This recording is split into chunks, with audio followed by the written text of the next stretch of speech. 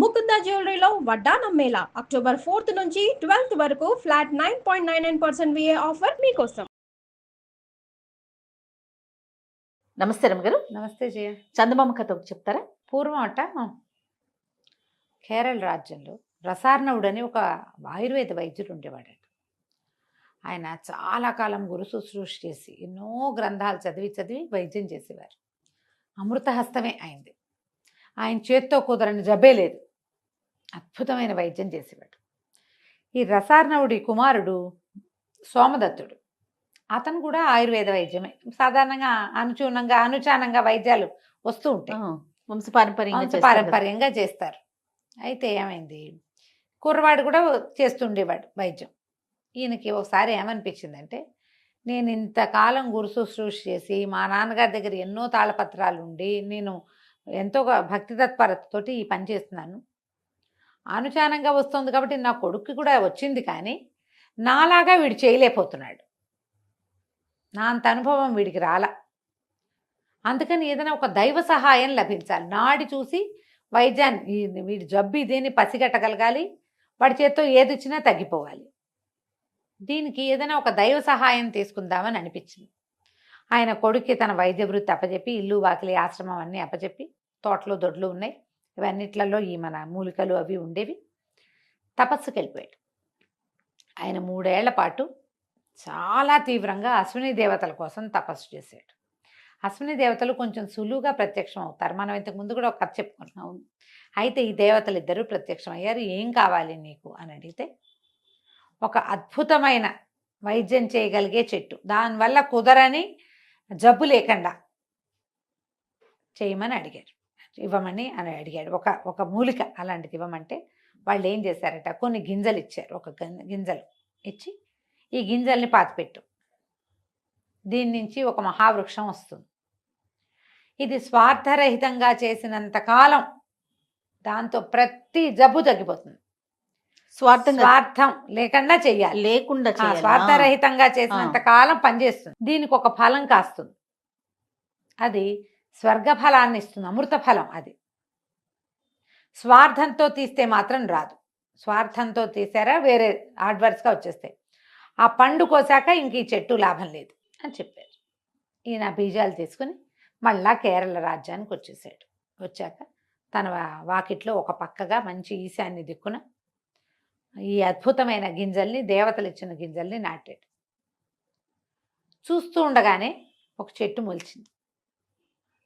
తక్కువ రోజులుండి అది మహావృక్షమైంది. దాని ఆకుతో తలనొప్పి, కడుపుల నొప్పి, వీపు నొప్పి, వేలు నొప్పి, పడింది గాయం, కాలిన గాయం అన్నీ నయమైపోయేవి. ఆకులు కోయటం, చూర్ణం చేయటం, ఇచ్చేయటం, రసం తీయటం, ఇచ్చేయటం, ఆకులు తీసి పుండు మీద వేస్తే మానిపోతుంది. దీనికి చిటారు కొమ్మన ఒక ఎర్రని అద్భుతమైన అంత ఫలం కాసింది. ఒకటే. వచ్చిన వాళ్ళందరికీ రసార్ణవుడు చెప్పేవాడు, అది విషఫలం, ఆ కండు కోయకూడదు. ఈ ఆకులు కూడా తండ్రి కొడుకే పనిచేస్తాయి, వీళ్ళే కోస్తారు, వాళ్ళకే కదా అది వచ్చింది. అవును. చక్కగా వైద్యం చేసేవాళ్ళు. జరిగింది కొంతకాలం జరిగాక రసార్ణవుడు పెద్దవాడైపోయాడు. ఆయన మరణించే సమయంలో కొడుకుని దగ్గర పిలిచాడు. నాయన, విషఫలం అని చెప్పే కానీ అది విషఫలం కాదురా, అది అమృత ఫలం. ఓహో, ఈ చెట్టు ఆకులు నువ్వు స్వార్థం లేనన్నాళ్ళు నీకు పనిచేస్తాయి. స్వార్థం నీ బుద్ధిలోకి వచ్చిందా, ఈ ఆకులు పనిచేయి అంటే కొడుకు అన్నాడు. సోమదత్తుడు ఆతృతగా, నాన్న నువ్వు అమృత ఫలం అంటున్నావు, చచ్చిపోయేందుకు సిద్ధంగా ఉన్నావు, ఆ పండు కోసి నువ్వు అప్పుడు తీసుకుంటే నువ్వు బతుకుతావు, మన కోసమే కదా అశ్విని దేవతలు ఇచ్చింది అంటే ఆయన చెప్పాడు, కాదురా నాయన, ఆ పండు కోసామా ఇక ఈ చెట్టు పనిచేయదు. ఓహో, ఈ చెట్టే మన జీవనం, ఈ చెట్టు వల్లే అందరికీ జబ్బులు తగ్గుతున్నాయి, ఈ చెట్టే మన ప్రఖ్యాతి, స్వార్థం రాకుండా చూసుకో, పండు మాత్రం కోయొద్దు. బాగుంది.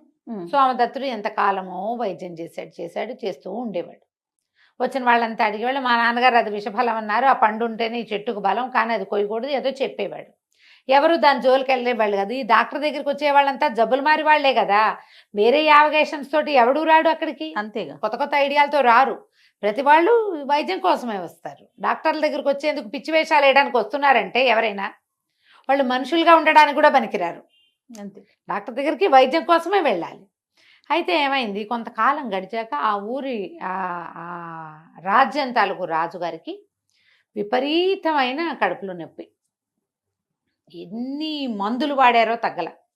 రకరకాల మందులు వేసుకుని ఆయన కడుపులో మంటలు పుట్టేవి, విసుగు పుట్టేసేది. ఇంతలో ఎవరో చెప్పారు, రసార్ణవుడి కుమారుడైన సోమదత్తుడు అద్భుతమైన మూలికా వైద్యం చేస్తాడని, అతను చెయ్యి పడితే తగ్గిపోతుంది. ఆయన వెళ్దామనుకున్నాడు.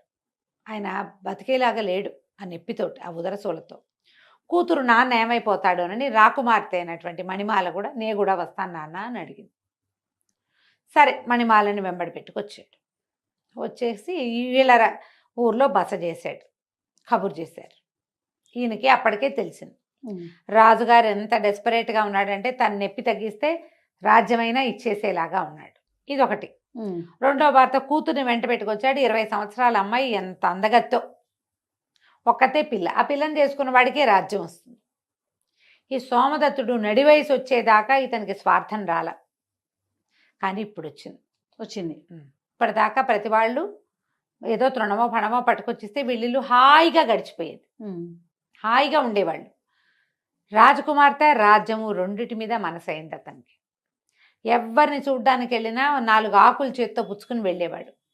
ఒంటి మీద దద్దుర్లంటే ఆకులతో రాస్తే పోతుంది, కడుపులో నొప్పంటే ఇంత పొడి ఇంత దంచి వేస్తే పోతుంది. ఆకులు లేకుండా ఎప్పుడు వెళ్ళేవాడు కాదు. మొట్టమొదటిసారి ఆకులు తీసుకురాకుండా వెళ్ళాడు రాజుగారి దగ్గరికి. రాజుని అడిగాడు, మా అయ్యా మీరు తగ్గితే మీరేమి ఇస్తారంటే, మీరు ఏది అడిగితే అది ఇస్తాను, మీకేం కావాలో అడగండి, నా జబ్బు తగ్గించానంటే ఒక్క గడియలో పోగొడతా మీకు వచ్చిన సమస్యని. అసలు నిమిషాలే చాలు నాకు మీ జబ్బు పోగొట్టడానికంటే, మీరు ఏది అడిగినా సరేనన్నాడు. మీ అమ్మాయిని నాకు ఇచ్చి పెళ్లి చేయండి అన్నాడు సోమదత్తుడు. రాజు నిర్ఘాంతపోయాడు. 19-20 సంవత్సరాల పిల్ల, సుకుమారి. ఈయన చూస్తే నడి వయసువాడు, నల్లటివాడు, వంకర కాళ్ళవాడు, వైద్యుడు మీదు మిక్కిలి. ఆయన వద్దనుకున్నాడు. ఏముంది, ఎట్టాగో చచ్చిన సిద్ధంగా ఉన్న, పోతే పోతా, పిల్లకి ఎవరో క్షత్రియుడు దొరుకుతాడు సరిపోతుంది అంటే, కూతురు ఒప్పుకోవాలి. కాదు నాన్న, నీ నొప్పి తగ్గి బాధ తగ్గి ఇంకా నీకు నడి వయసు వాడివే, ఇప్పుడే నువ్వెందుకు మరణించాలి, నువ్వు వృద్ధుడివి కాదు, పోని చేస్తానని ఒప్పుకో. ఈయన మహామహిమాన్వితుడు, 100 మంది వైద్యులు కుదర్చలేని దాన్ని కుదురుస్తాడంటే మేధావి, మేధావితో వివాహం కూడా మంచిదే కదా నాన్న అని బతిమలాడింది.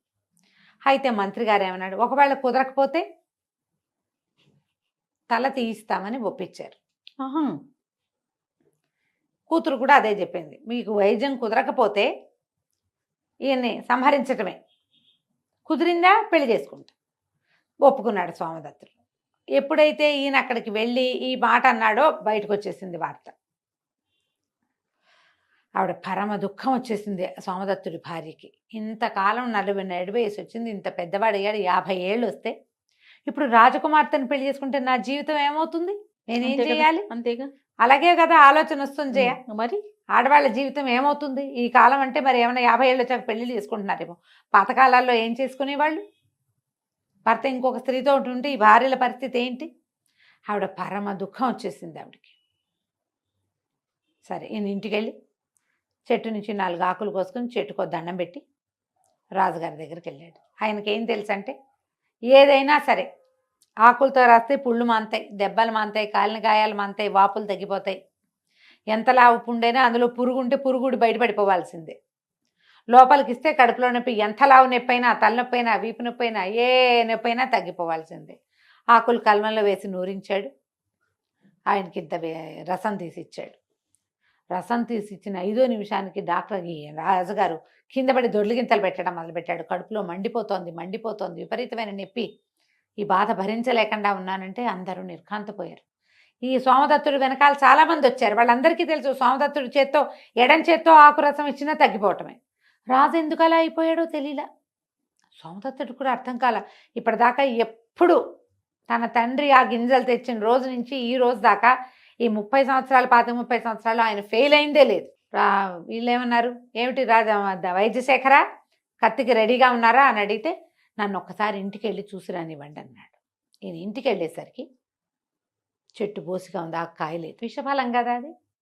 ఇంట్లోకి వెళ్ళాడు. దుఃఖంతో అయిపోయింది. ఎందుకంటే ఎప్పుడైతే ఆ చెట్టు కాయ కోయబడిందో ఈ ఆకులకి తగ్గిపోయింది మహత్తు.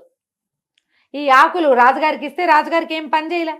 ఆకుల వల్ల చెట్ల మందు వల్ల కడుపులో మంట వచ్చింది ఆయనకి. ఇప్పుడు ఏం చేయటం, లోపలికి వెళ్ళేసరికల్లా బాకెట్లో ఎక్కించి గుమ్మంలో కడుగు పెడతారు. కాగితం కనపడింది. కాగితంలో రాసింది, మీ జీవితానికి నేను అడ్డంకి కాదల్చలేదు, రాజకుమార్తెను పెండ్లాడి హాయిగా ఉండండి, విషఫలం తిని మరణిస్తున్నాను అని రాసింది. ఈ విషఫలం ఎవరు కోసారు? భార్య కోసింది. ఈయనేమో స్వార్థంతో మందిచ్చాడు. ముందే స్వార్థంతో మందిచ్చినందుకు అక్కడ పనిచేయలే. ఫలం కోయబడింది, ఇంకా ఎప్పటికీ ఆ మందు ఆ చెట్టు పనిచేయదు. అంతేగా, 2 విధాలా నష్టపోయాడు. ఇటు భార్యను కోల్పోయాడు. పరమ దుఃఖంతో నెత్తి మీద చేతులు పెట్టుకున్నాడు. భటులు వచ్చేసారు, నువ్వు ఇంకేదైనా వైద్యం చేస్తావా, చంపేయమన్నావా అని లాక్కుపోయారు. లేకపోతే రాజుగారు గోడును విలపిస్తున్నాడు, నొప్పి, రాకుమార్తె ఏడ్చేస్తుంది, మంత్రివర్యులంతా నెత్తి మీద చేతులు పెట్టుకుని ఉన్నారు. ఈయనకి కత్తి తెగటార్చటానికి నుంచునుంటే ఆకాశంలోంచి ఒక అశరీరవాణి వినపడింది, నా భర్తని క్షమించండి, అతను మొత్తం జీవితంలో మొట్టమొదటిసారి స్వార్థానికి లోనయ్యి పొరపాటు చేశాడు అని ఆకాశంలోంచి ఒక మూలిక కింద పడింది. ఈ మూలిక రసం తీసి రాజుగారికి ఇవ్వండి, రాజు స్వస్థుడవుతాడు, నా భర్తని శిక్షించకండి అని మాయమైపోయింది. ఆ మూలిక రంగరించి సోమదత్తుడే ఇచ్చాడు ఆయనకి. మూలిక వేసుకున్న కాసేపటికి రాజుగారికి కొత్త మంట పాత నొప్పి 2 పోయినాయి. స్వస్థుడైపోయాడు. ఆయన రాజకుమార్తెను తీసుకెళ్ళిపోయాడు. సోమదత్తుడు ఇంకా జీవితంలో వైద్యం చేయలే. విషఫలం అంటే అదేదో విషం కాదు, స్వార్థమే విషం. విషయం అంతే. నువ్వు ఎప్పుడైతే సెల్ఫిష్గా మారేవో అయిపోయింది అంతే. కథ కంచికి మనం ఇంటికి. చాలా చాలా బాగుంది. నమస్తే. నమస్తే జయ.